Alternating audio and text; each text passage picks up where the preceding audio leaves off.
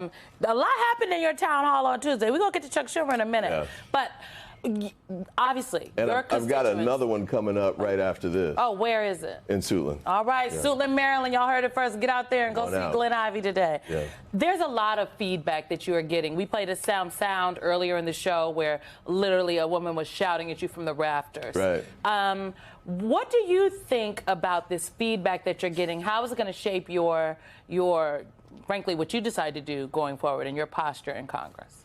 Well, I mean, they're angry, they're scared, they're confused, and they have a right to be angry. And I think I'm angry about what's going on. The things that you all have covered this morning, the attack on the judiciary, the military, the media, across the board, rule of law, Department of Justice, they're seeing this too, and they're scared. They're scared of that. And in my district in particular, you've got the extra layer of he's taking their jobs away. You know, the wolf's at the door. They're about to lose their houses. They're losing their livelihood. They want us to stand up and do as much as we can. And so when that vote came up on the continuing resolution and the Senate voted, at least some of them voted with the Republicans to pass that, I think they were just, undone. And I understand that. They'd done all these executive orders. We've been waiting for our moment to finally have a chance in Congress to fight back, to push back, to vote against it. And then we did that in the House. Hakeem did a fantastic job of rallying the House Democrats. We had 213 out of 214 voted no. Then, Mr. Schumer flipped his position. There were 10 of Democrats that voted to get it done. He gets a thank you note from President Trump. When you get the thank you note, you're on the wrong side. But that's where it was. And so, of course, my folks are upset. We were upset, and we have a right to be. Congressman, there are a couple of aspects in listening to you that are ringing so true. That in terms of the dynamics of this moment, you have the joint session where there were disjointed protests, to put it mildly, and then you had Al Green get escorted out by the Sergeant of Arms, and then you had 10 Democrats vote to censure him. So that bothers folks. And then you had the flip by Schumer. That again was another nail for a lot of these voters. You noted on Meet the Press with Kristen Welker on Friday, well, Meet the Press Now. In Congress, we had a big opportunity last week to push back, and we missed that moment. Now we've got a couple of more coming up. The debt ceiling is coming up. The continuing resolution will expire in 6 months. Maybe that's another chance. That's a legislative chance where you can potentially redeem yourself in that regard. But you're finding real conversation on the streets, from the streets, about all of this. How are you responding, and how are Democrats in the caucus responding to folks? Because the anger isn't at you personally. It's about, can you please do something to push back on what's happening to all of us as a federal employee, as a teacher, as someone who's trying to get just simple questions on my health care and my Social Security? Who's fighting for those folks? That's what the conversation's about. I think that's right. And the challenge in part, I think, is we need to be better coordinated, not just in Congress, but across the board. So you've got a lot of opportunity. Well, let's back up. Black Lives Matter. You had sort of organic protests that came out. They got channeled by leaders who just rose from the group. And that led to political changes in the presidential primaries that came up. Mm-hmm. And we've seen that with the civil rights movement. We got a history of that in the United States and in the Democratic side of the ledger.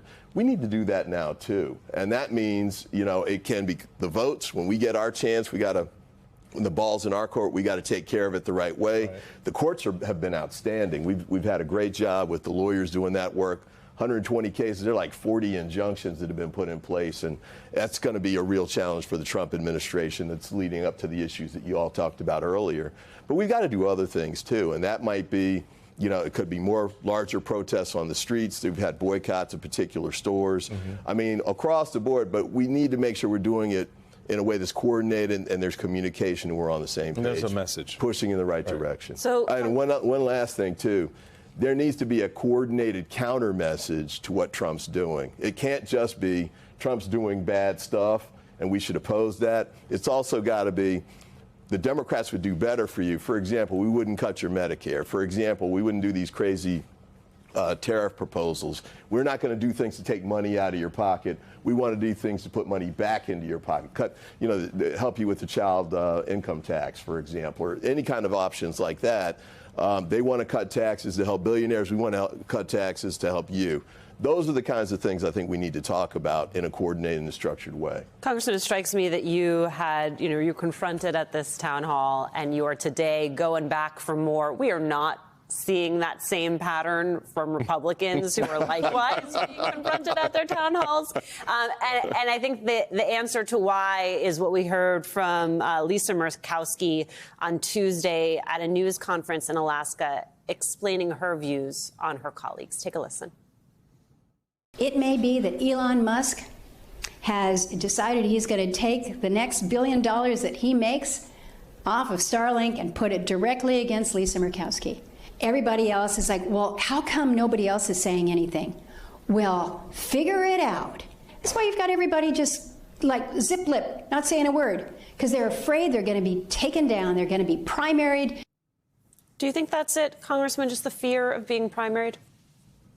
Well, I think that's a big part of what they're confronting on the Republican side, but I think it's important for Democrats to come back up and push them on that. So, for example, there's probably about 15 to 20 congressional districts that Harris won but have Republicans in those seats. We've got to make sure we're going directly after those seats. We need to micro-target those districts and make sure that the voters in those districts are getting the message about what Trump is doing that's hurting them, and back to this side of it, what Democrats would do to help them out in a way that's better than what they're getting now.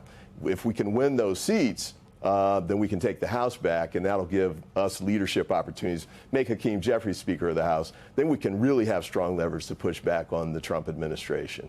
But we've got to work to get there. It's not going to happen on its own, and we've got a lot of work to do. I think, Congressman, I want to put up a visual for the moment for Democrats. New NBC poll, Democratic voters want Democratic lawmakers to stand up. You had make a compromise with Trump in 2017, 59% of Democrats. Yeah, let's work and work it out with Trump. New administration, work through some things. Today, they want by 65 to 33 Democrats to stick to their positions. And that goes into pretty much everything we've been talking about here, as you laid out, is not just, what we're going to do in the legislative piece, is how we message that. In other words, how we stick to our positions on behalf of the American people. I think that's right. And I would go even further. These aren't just Democratic positions. Thank you. You just don't impeach a judge because you disagree with the ruling. That's where he is. You don't remove generals and admirals just because they didn't go with you on the January whatever protest 4 years ago. You don't go to the Department of Justice and tell them, you're going to fire people who prosecuted you, or people, that your January 6th crowd.